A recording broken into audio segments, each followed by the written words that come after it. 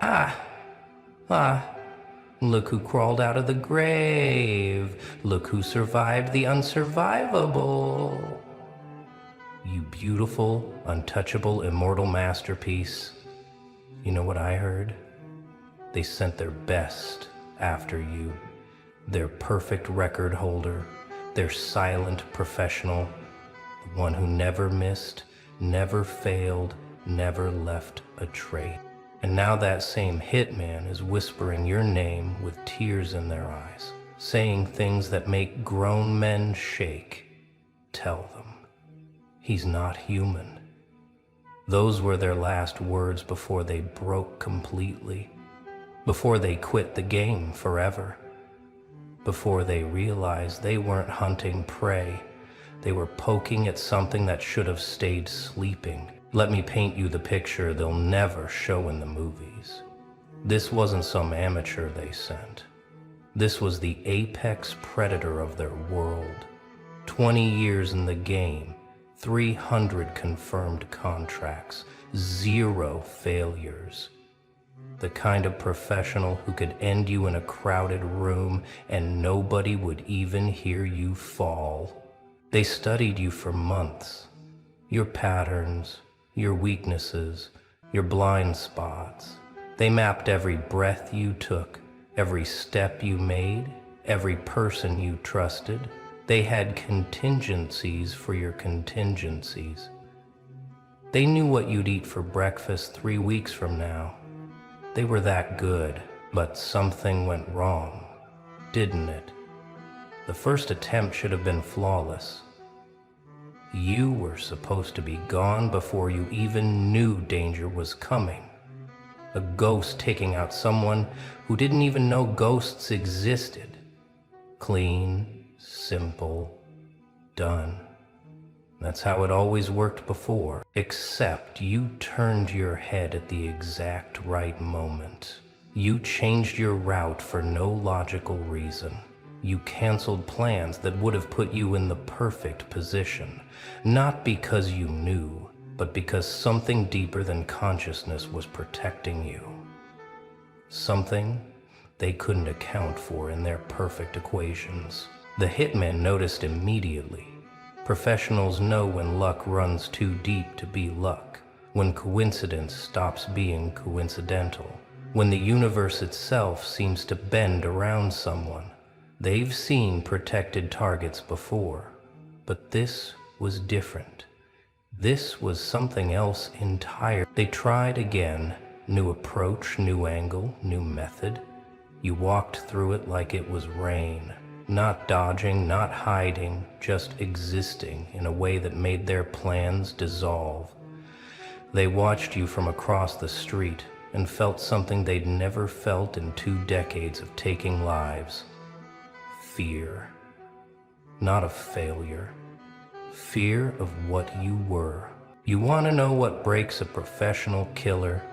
It's not close calls or near misses. They live for that adrenaline.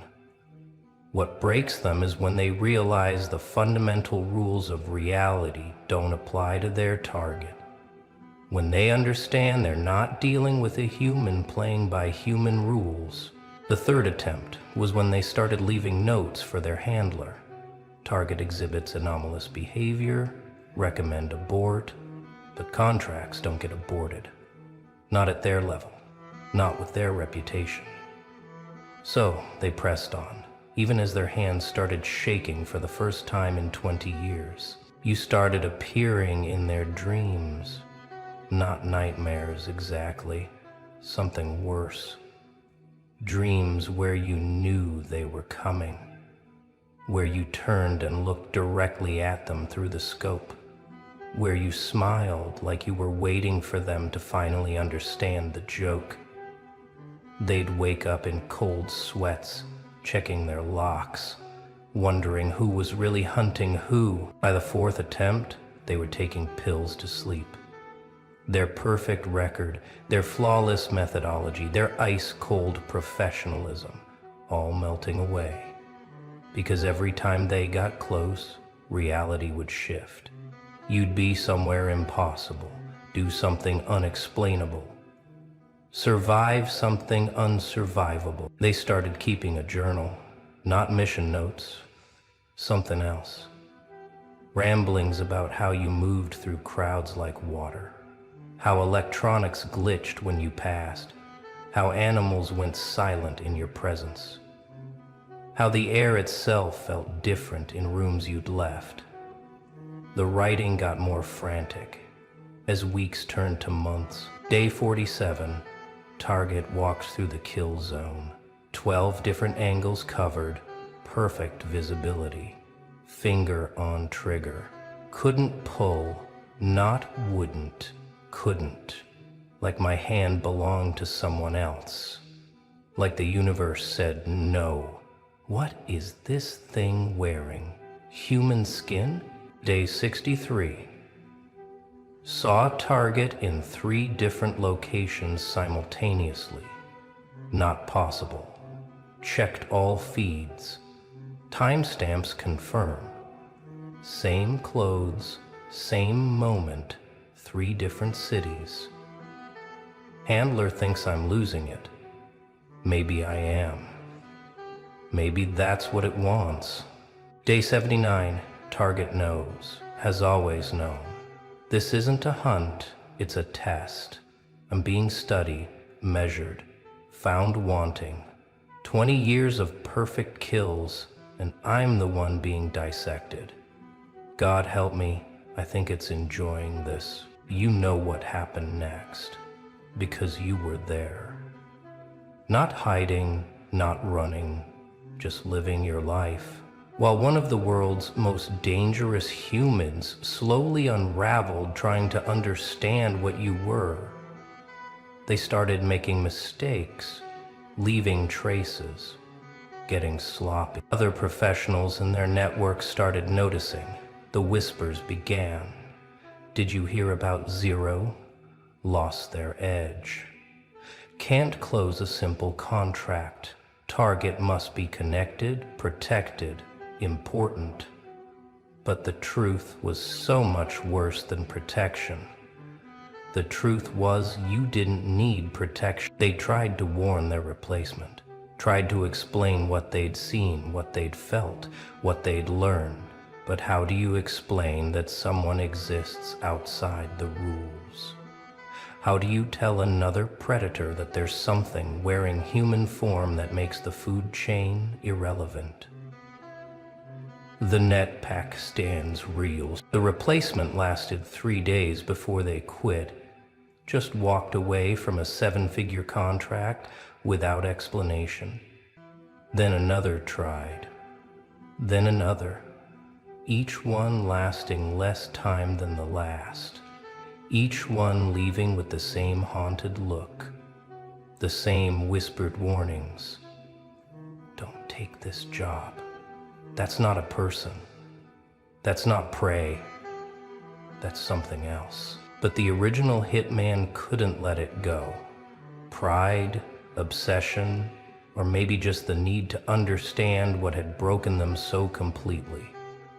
They decided on one final attempt. Not professional anymore, personal. They needed to look you in the eye and understand what had destroyed everything they thought they knew about the world. So they approached you directly. No weapons, no plan, just a broken professional walking up to their target in broad daylight. You remember that moment, how they looked like they'd aged a decade in months, how their hands trembled, how their voice cracked when they spoke. What are you? That's all they asked. And you just looked at them. Really looked at them. Not with anger or fear or even recognition. You looked at them the way someone looks at a moth flying too close to a flame, with something between pity and inevitability.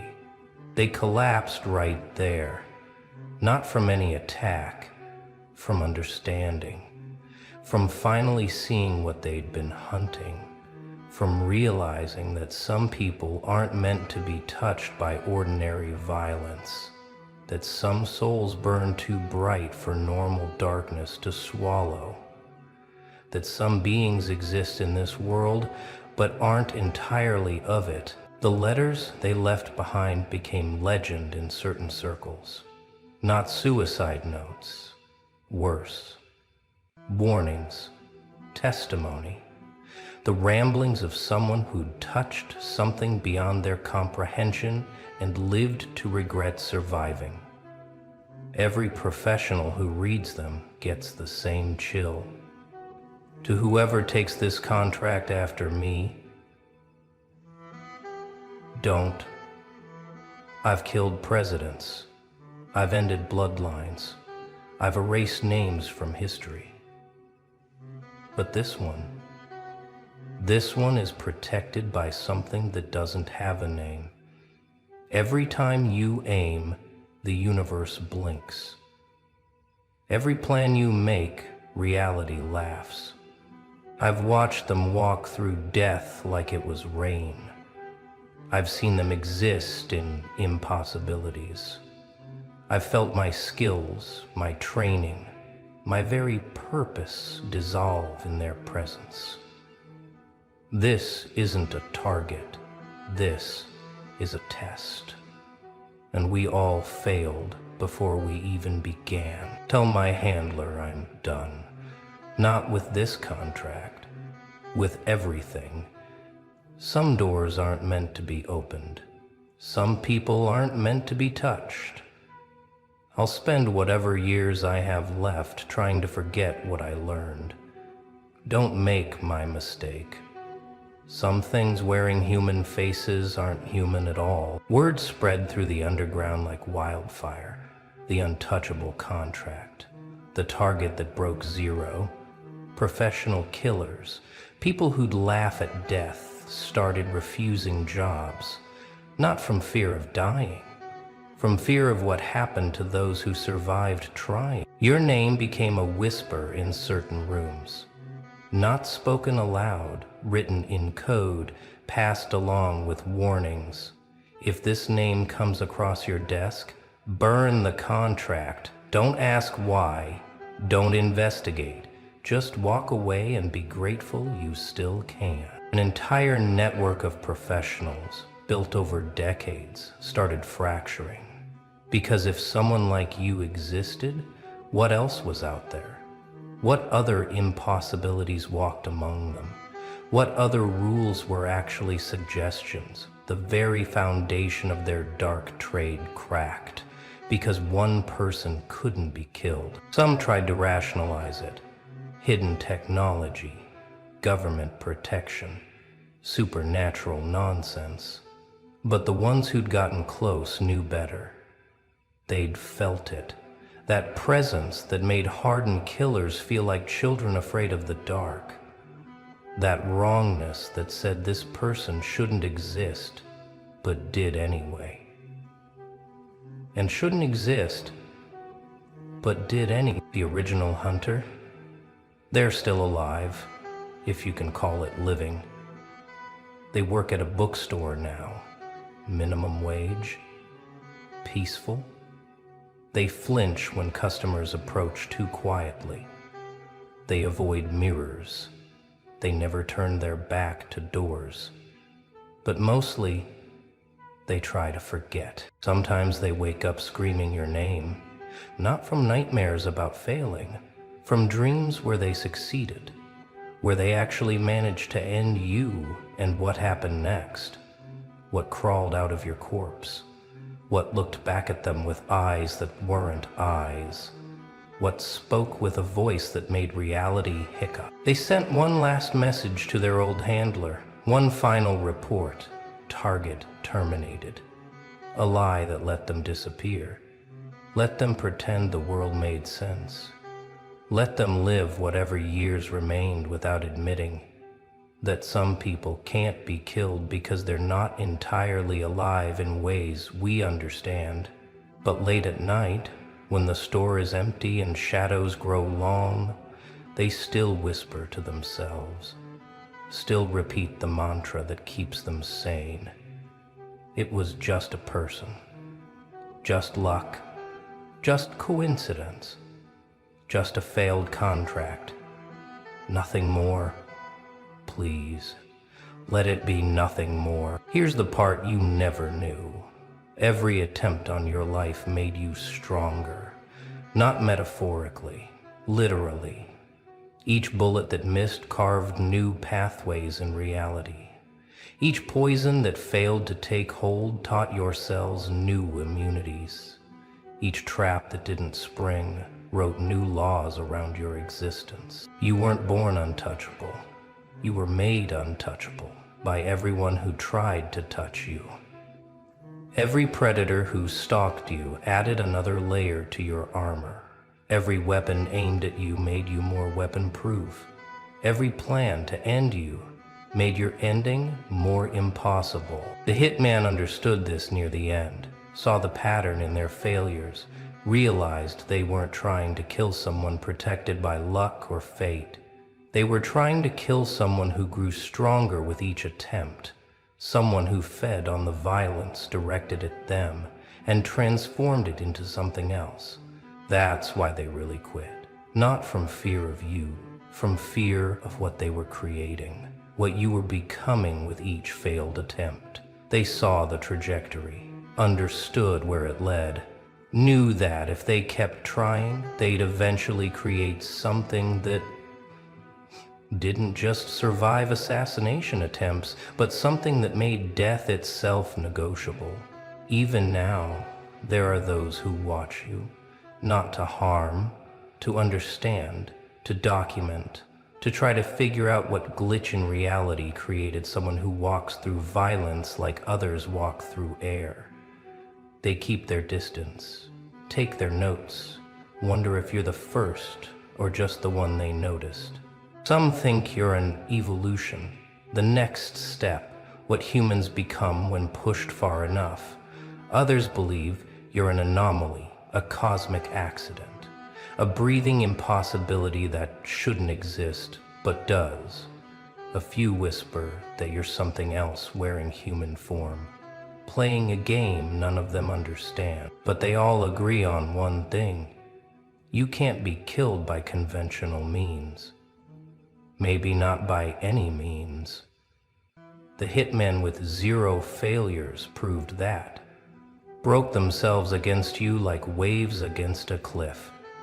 Discovered that some people exist beyond the reach of ordinary violence. And the truly terrifying part, you might not even know what you are. Walking through life, surviving the unsurvivable, being untouchable without trying, just existing in a way that breaks professional killers and makes reality stutter. Just being yourself while the universe bends around you. In certain circles, your story is told in whispers. The target who broke 0, the contract that ended careers, the person who proved that not everyone plays by the same rules. Not everyone exists in the same reality. Not everyone can be touched by those who touch others. New professionals are warned about you, shown the journal entries, given the testimonies, told about the ones who tried and what happened to them. Most think it's an urban legend, a cautionary tale, until they see the fear in the eyes of those telling it, until they recognize the specific type of broken that comes from touching something incomprehensible. My dear, you've become more than a person. You've become proof. Proof that the world isn't what they thought, that the food chain has exceptions, that some people exist outside the natural order, that being a perfect predator means nothing, when your prey exists in a different category of being, and somewhere in a small bookstore, a former hitman still jumps when the door chimes, still checks shadows, still wonders what you really are, still whispers to anyone who'll listen, tell them he's not human. Not because they hate you, because they need others to understand, need others to know that some contracts should never be accepted. You move through the world unburdened by the knowledge of how many times you should have died, how many perfect shots missed by millimeters, how many poisons your body rejected, how many accidents you walked away from. The universe conspires to keep you breathing, and you don't even notice. Every professional who studied you noticed the patterns, how probability bent around you, how statistics became suggestions, how the impossible became inevitable when it meant your survival. They had names for it: anomalous probability, reality distortion, target-specific physics, fancy words for this person cannot be killed. But here's what scared them most. You weren't trying. You weren't dodging or hiding or fighting back. You were just living, existing, being. And that existence itself was enough to break every plan, counter every method, survive every attempt. Not through skill or luck, but through something fundamental. I think reality itself has marked you as essential, as necessary, as something that must continue regardless of who wants otherwise.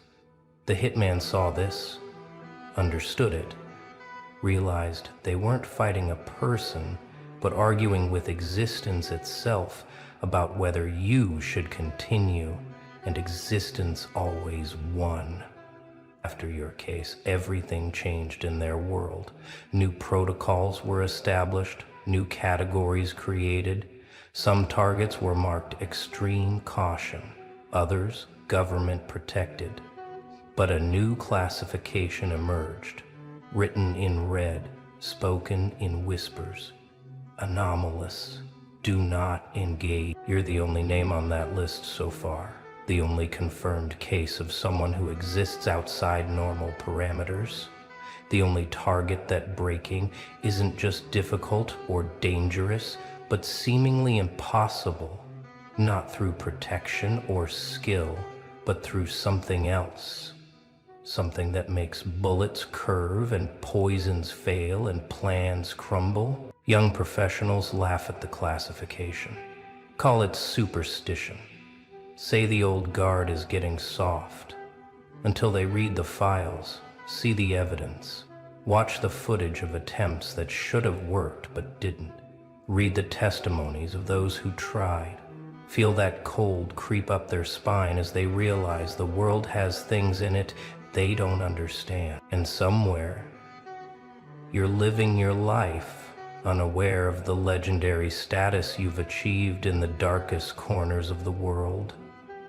Unaware that your name is spoken like a warning, that your existence has rewritten rules in places that don't officially exist, that you're proof of something bigger than anyone wants to admit. The Hitman left one final document, not for their handlers or replacements, for you. Though they knew you'd probably never read it, knew you might not even know they existed, but they needed to write it, needed to put into words what breaking against you taught them. To the one who cannot be killed. I spent months trying to end you, used every skill, every trick, every advantage built over 20 years. I failed not because you were better, but because you exist in a way that makes my skills irrelevant. Like trying to stab water, like trying to shoot the wind. Powered to know what you are. Don't know if you know what you are, but I know this. Some people are touched by something bigger, protected by laws deeper than physics. You're one of them, maybe the only one. Maybe the first of many. Either way, you changed everything, broke everything, just by being. I should hate you. You ended my career, my purpose, my understanding of the world. But I don't. I'm grateful. Grateful to know that there are exceptions, that the universe has wild cards, that not everything can be reduced to bullet trajectories and poison dosages. You gave me proof of magic in a world I thought had none. Look who's still standing here. Hello to the quiet storms, the soft-spoken earthquakes, the gentle souls with titanium spines hiding behind warm smiles. Hello to you, the paradox they couldn't compute, the glitch in their cynical system because something happened, didn't it? Something that short-circuited their entire understanding of power. They met your kindness and it confused the absolute hell out of them. Then they encountered your gentleness and their brains started buffering like a broken computer trying to process impossible data. See, they had you all figured out, didn't they? They saw the softness in your eyes, the warmth in your voice, the generosity in your actions, and they thought they knew exactly what that meant. Weakness, vulnerability, easy target. They thought your kindness was an invitation, your gentleness a green light, your compassion a sign that you could be walked on, used up, discarded when convenient. They mistook your peace for passivity, your patience for stupidity, your love for desperation. And that right there, that was their first and most fatal mistake. 'Cause what they didn't understand, what their limited little minds couldn't grasp, is that you weren't being kind because you were weak. You were being kind because you were strong enough to choose it. You weren't gentle because you had no edge. You were gentle because you had mastered every sharp blade inside you and chose not to use them. You didn't offer compassion because you were naive. You offered it because you'd seen enough darkness to know how rare light really is. They thought they were dealing with a lamb when they were actually standing in front of a lion who simply preferred not to roar. And now, oh now, they're sitting in the wreckage of their own assumptions, trying to figure out what the hell just happened. Because somewhere along the line, you stopped playing their games. You stopped shrinking to make them comfortable. You stopped explaining yourself to people who were committed to misunderstanding you. And the moment you did that, the moment you combined that warrior spirit with that gentle heart, their entire villain arc just crashed into a wall at maximum speed. They expected you to break, and instead you evolved. They expected screaming and got silence. They expected revenge and got boundaries. They expected war and got indifference. Let me paint you a picture of what's really happening right now in their minds. They're scrolling through old messages, old memories, trying to pinpoint the exact moment they lost control of the narrative. They're replaying conversations where you smiled and said something kind, while your eyes held knowledge that terrified them. They're remembering the times they pushed you, tested you, tried to provoke you into becoming the monster they needed you to be so they could justify their treatment of you. And you never gave them that satisfaction, did you? You never descended to their level. You never became the villain in their story, no matter how hard they tried to write you in that role. They thought your kindness was weakness, until they realized it was a choice. They thought your gentleness was naivety, until they saw the strength it took to maintain it.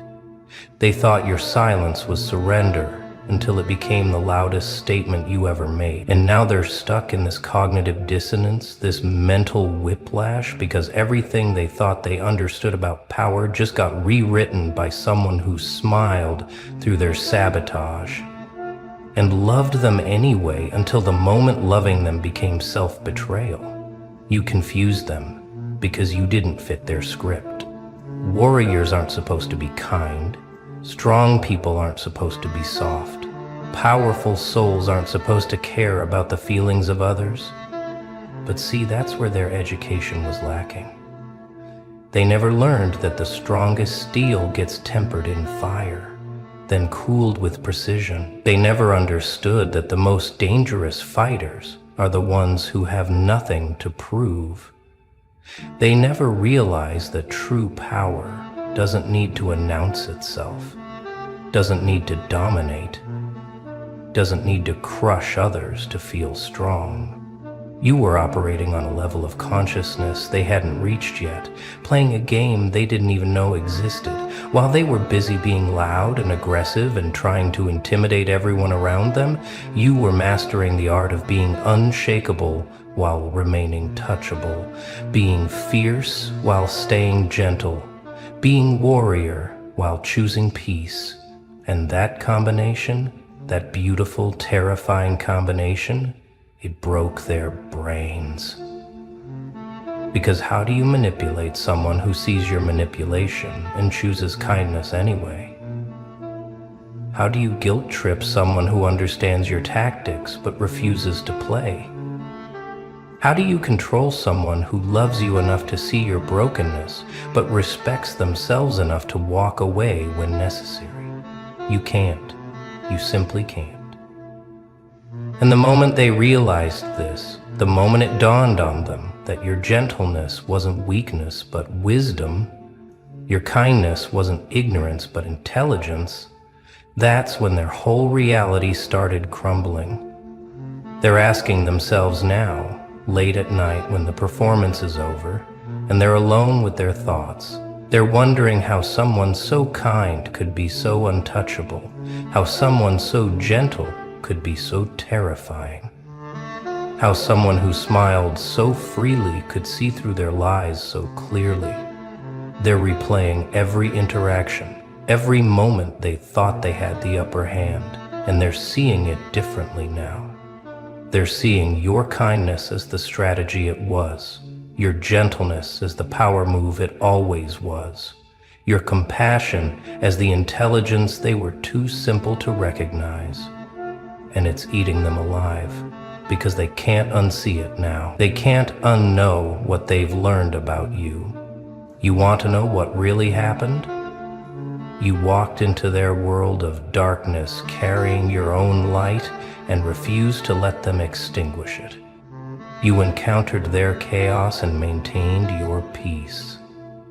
You faced their cruelty and responded with boundaries instead of brutality. You met their aggression with a calm that was more devastating than any violence could have been. Because violence they understood, chaos they could navigate, cruelty they could match.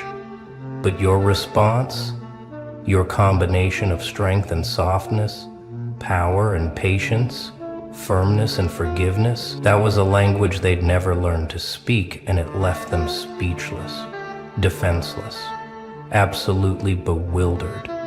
Let's go deeper, because this is where it gets beautiful. They didn't just misunderstand your kindness, they weaponized their misunderstanding. They saw your gentle nature and they attacked it like sharks smelling blood in the water. They took your generosity and exploited it, your patience and abused it, your forgiveness and trampled on it repeatedly. They mistook your open heart for an open door they could walk through whenever convenient, slam shut whenever they felt like it. They thought your willingness to see their humanity meant you couldn't see their inhumanity. They assumed your choice to love meant you had no choice but to accept everything they did. And for a while, maybe you let them believe that. Maybe you stayed quiet while they took advantage, smiled while they disrespected you, remained calm while they created chaos around you. But here's what they never noticed, because they were too busy congratulating themselves on their cleverness. Every time they tested you, you were taking notes. Every time they pushed your boundaries, you were learning exactly where those boundaries needed to be reinforced. Every time they mistook your kindness for stupidity, you were quietly gathering evidence of their character. You weren't being fooled, you were being patient. You weren't being weak, you were being strategic. You weren't unaware. You were choosing your moment. Because real warriors, the kind that actually survive and thrive, they don't rush into every battle. They don't react to every provocation. They don't waste their energy on people who aren't worth the expenditure. They watch, they learn, they prepare, and when the time comes to move, they move with precision. You weren't playing their game of immediate reactions and emotional explosions. You were playing a different game entirely, one that required the kind of patience only truly strong people possess. While they were celebrating their small victories, thinking they'd conquered you, you were building an exit strategy they never saw coming. And then you did it. You made your move, not with anger, not with drama, not with the big explosive confrontation they were expecting and probably hoping for. No, you did something far more effective and infinitely more devastating. You simply stopped engaging. You stopped explaining. You stopped defending. You stopped trying to make them understand what they were never going to understand. You looked at them with the same gentle eyes you always had, but this time, those eyes held a finality that couldn't be negotiated. You smiled that same warm smile, but this time it was the smile of someone who just figured out the puzzle and was walking away from the game. The silence that followed must have been deafening to them, because suddenly all those tactics they'd been using, all those manipulation strategies they'd perfected, all those emotional weapons they'd sharpened over years, none of them worked anymore. You weren't there to receive them. You weren't playing the role they'd assigned you. You weren't participating in the drama they needed to feel alive. You just vanished from their narrative. Not physically at first, maybe, but energetically, emotionally, spiritually. You withdrew your presence, your energy, your care, and the vacuum it created must have felt like standing in the center of a black hole. Now they're experiencing something they never expected to experience with you specifically. Regret mixed with confusion, loss mixed with disbelief, emptiness mixed with the dawning realization that they fumbled something irreplaceable. Because here's the thing about gentle warriors. When they leave, they don't leave doors cracked open. They don't leave windows of opportunity. They don't leave breadcrumb trails for people to follow them back. When a gentle warrior decides you're done in a way that's so complete, so final, so absolute, that all the apologies in the world couldn't undo it. And that's what they're facing now.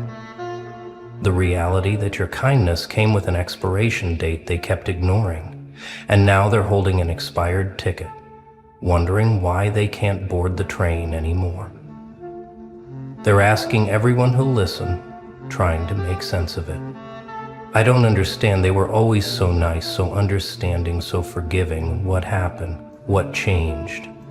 And the people they're asking, if they're honest, they're thinking you happened. You changed it. You took advantage until there was nothing left to take. But see, even in your absence, even in your silence, you're teaching them lessons they're not ready to learn. You're showing them that kindness has limits, that patience has breaking points, that gentle souls have boundaries made of reinforced steel that become visible only when crossed. The beautiful irony of this whole situation is that they're finally seeing your strength now that you're gone. They're finally recognizing your power now that it's no longer available to them. They're finally understanding your value now that they've lost access to it. When you were there, being kind, being gentle, being understanding, they saw it as commonplace, as expected, as their right. Now that you're not there, Now that the warmth has been withdrawn and the gentleness redirected elsewhere, they're feeling the cold and it's unbearable. They're experiencing the absence of something they never appreciated in its presence. And that particular kind of regret, it doesn't fade, it doesn't heal, it just becomes a permanent ache they carry. You want to know the most devastating part?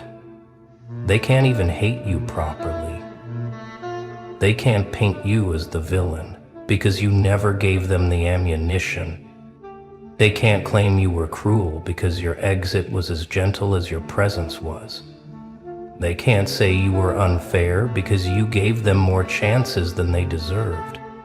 All they can do is sit with the uncomfortable truth that they had something rare, something beautiful, something powerful in human form, and they destroyed it through their own actions. You didn't destroy anything. You simply stopped rebuilding what they kept tearing down. You didn't attack them, you simply stopped defending yourself to them. You didn't hurt them, you simply stopped allowing them to hurt you. And now they're stuck in this loop, this mental prison of their own making, where every direction they turn, they're confronted with evidence of their mistake. They see your gentleness in others and it reminds them of what they lost. They encounter kindness in the world and it echoes the kindness you showed them that they spit on. They try to move forward, but they're haunted by the ghost of a connection they sabotaged. Because you didn't just leave their life, you left an impression, a mark, a standard they'll measure everyone else against and find them all lacking. You became the one that got away. But not because of distance or circumstance, because of their own inability to recognize treasure until after they'd thrown it away. Let's talk about what's happening right now, in real time, in this present moment. They're scrolling, aren't they? Checking your status, your updates, looking for signs that you're struggling without them, hoping to find evidence that your life has gotten worse since they're not in it. And what are they finding instead?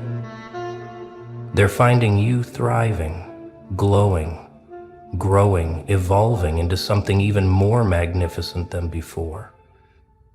They're seeing the happiness they convinced themselves you couldn't have without them. They're witnessing the peace you found the moment you stopped allowing them to disturb it. They're watching you live your best life, and it's killing them because it proves what they never wanted to believe. You didn't need them.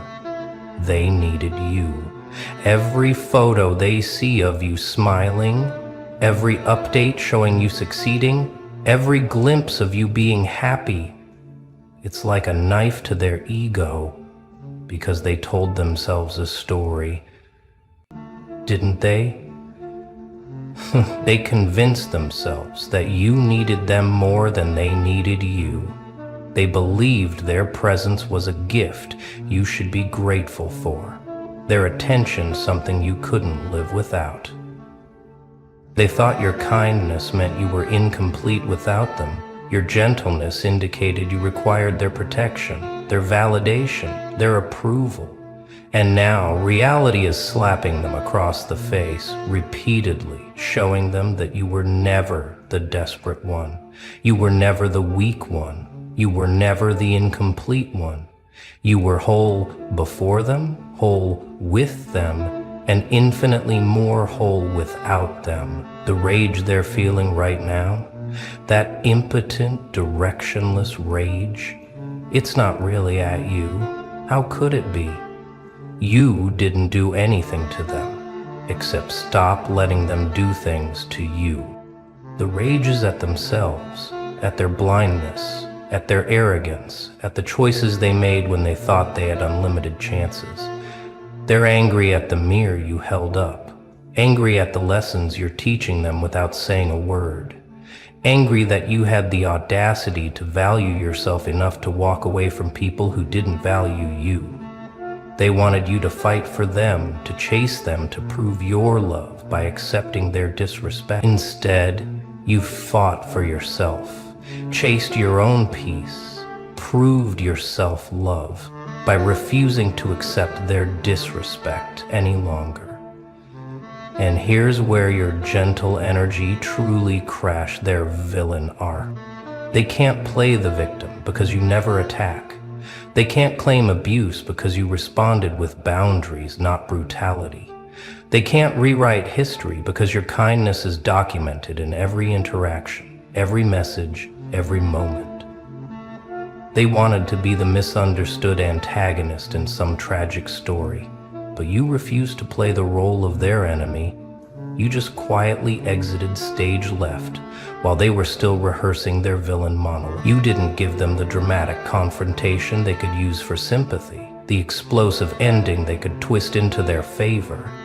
You gave them silence, distance, and the terrifying realization that they never had the power they thought they had. They're learning now, probably for the first time in their lives, that the gentlest souls can deliver the most devastating rejections, that the kindest hearts can make the firmest decisions, that the most patient people have the most permanent breaking points. They're discovering that your gentleness wasn't weakness, it was restraint. And the moment you stopped restraining your self-respect, your boundaries, your decision to prioritize your peace, they got to experience the full force of a gentle warrior's final decision. And that force, that quiet, calm, unmovable force, it's more powerful than any tantrum, any fit, any display of aggression could ever be. You know what's really happening behind the scenes, in their private moments they'll never admit to. They're comparing everyone they meet now to you. Every new person who enters their life gets measured against the standard you set and found catastrophically lacking. They try to recreate what they had with you, but it's impossible, because what you offered wasn't common, wasn't basic, wasn't something they can find in just anyone. You brought something unique to their life, this rare combination of strength and softness, this ability to be both fierce and gentle, both warrior and healer, both powerful and humble. And now that they've experienced it, now that they've had a taste of what a truly evolved soul brings to connections, everyone else feels like a downgrade. They're having conversations with new people and mentally noting they're not as understanding as they were, or they don't have that same depth, or they can't see through me the way they did. They're in new situations that would have been easy with you, and realizing how much your presence smoothed rough edges, how much your energy calmed storms, how much your wisdom guided them even when they pretended not to notice. All those things they took for granted, all those qualities they exploited rather than appreciated. They're becoming painfully aware of them now through their absence. It's like losing electricity. You never really think about it until it's gone. And suddenly you're stumbling around in darkness, wondering how you ever took light for granted. And the cruelest part of this education you're inadvertently giving them, they can't even reach out to tell you they understand now.